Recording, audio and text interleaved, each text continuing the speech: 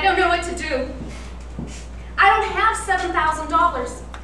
And even if I did, I've got a kid in college. You're saying it's $7,000 just for exploratory surgery. Or put her down. I hate seeing her in this kind of pain, but I can't lose her.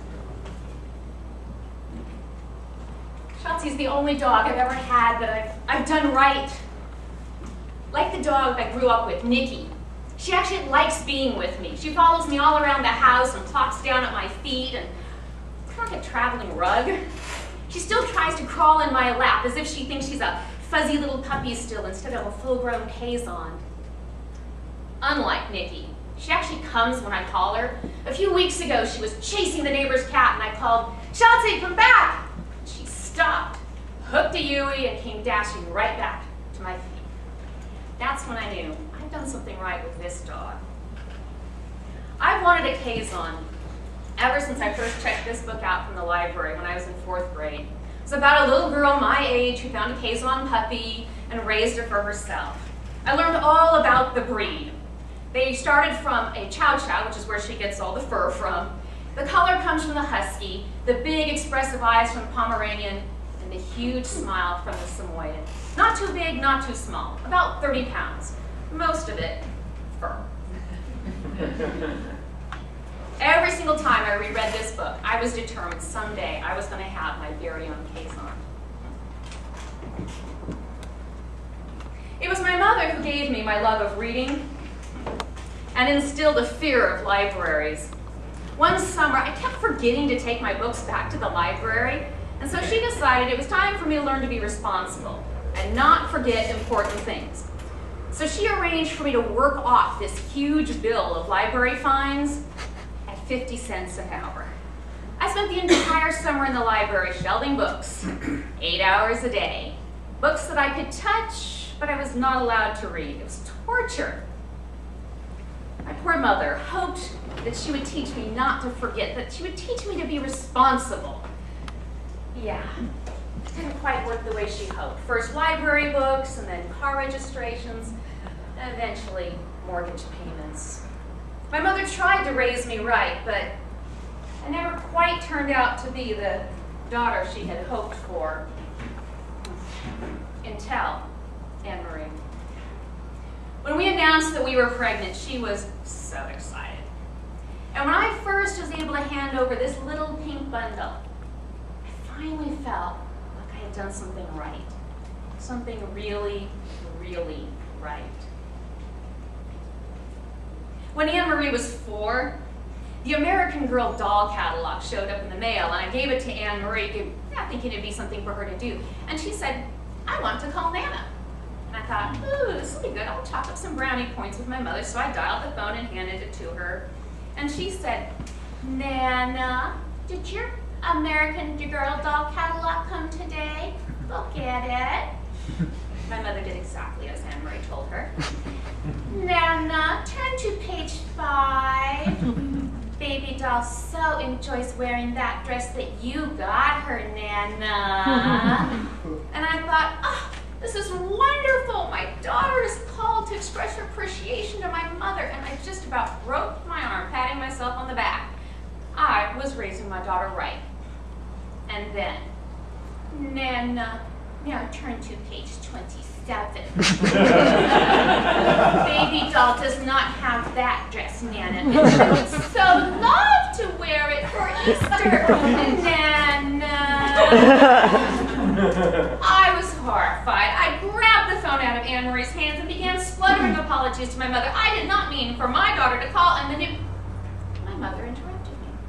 And she said, "My granddaughter and I have a special understanding. Please put my granddaughter back on the phone." Well, did the two of them ever have a special understanding? I never seen my mother so happy as the hours she spent reading to Anne-Marie. I was startled and ashamed by my jealousy. How did my little girl get so easily what I had worked so hard all my life and so unsuccessfully to get? My earliest memories are calling out into the darkness after Mother had put me to bed. "Mommy, don't leave me. Come back." But all I had for comfort was my blanket. Well, and Nicky, my big white Samoyed dog, he would curl up outside the window at night and whimper encouragement to me.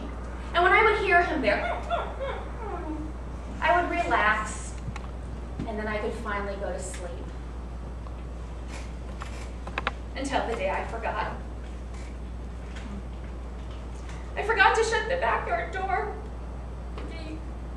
He dashed up the road, and I called, "Nicky, come back!"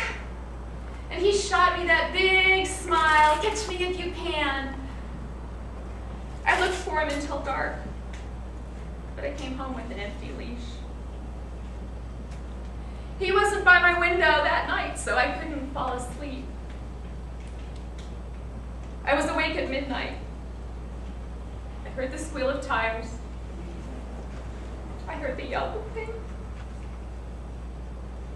And in the hours of silence that followed, I pleaded, "Please, make him okay. I'm sorry, I forgot. Please bring him back." But it was too late. The next day, Mother wrote a note to my teacher that simply said, "Sherry may not be her usual happy self today." For months afterwards, I pleaded, "Please let me get another dog." But Mother had no trouble saying no to me. So I've waited 25 years, and she's been so worth the wait. Before I brought Shotzi home, I bought dozens of books on caissons, on raising puppies, on obedience training. I was going to do this one right, and I have for the most part. It's just this week got so busy. I didn't put her symptoms together. I thought she'd been panting because of all the fireworks going on, and yeah, she'd thrown up a few times, but I thought it was because she'd been eating the garbage again. So it wasn't until I came home and found her sprawled out on the floor, moaning and hardly able to breathe, I knew something was wrong. I didn't know what to do. I didn't even know where an emergency animal hospital was in the area. It took me 5 minutes to figure out how to use the yellow pages. We got here at midnight. And while we waited, Shotzi kept trying to crawl up in my lap the way she used to when she was a puppy, but it hurt her too much to move. So I got down on the floor with her, and I cradled her head in my arms. I just kept thinking, "Is he okay? I can't lose you." I paid a full month's college tuition just to have the vet check her out and run diagnostic tests. I know it's a full month's college tuition because when Anne Marie lost all of her scholarships, the bills started coming to us. I don't understand. I thought she would love college. It was my favorite years. I was free at last. But I'm just finding out that Anne Marie's freshman year has been this nightmare of ditched classes, and bomb tests, social media overload, and anxiety attacks, and depression. What did I do wrong this time? I feel like I'm losing her to this dark place, and I don't know how to get her back. So much for doing something really, really right. In fact, pretty much the only thing I've been really right about is the one thing I wanted so badly to be wrong about. I was the first to know there was something wrong with Mother. It was 5 years ago in April. She called me up to discuss Thanksgiving and Christmas menus. We'd already had the conversation January, February, and March, and I knew we would have it for the rest of the year, once a month. That was normal for Mother. But during what I knew to be our fourth conversation, I heard Mother muttering, "How did that get on my calendar? When did I write that there?" And it struck me that for her, this was the first time you were having this conversation. I tried telling other family members, but they said I was imagining things. So month in and month out, we had the call, repeated for me, and the first time for Mother. And each time I was at the other end of the line pleading, you can't forget. This is important. Don't leave me. Come back. She can't. I'm losing her.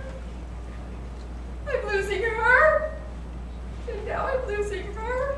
I'm sorry. It's just it's 3 o'clock in the morning and you want me to decide between $7,000 and going home with an empty leash again?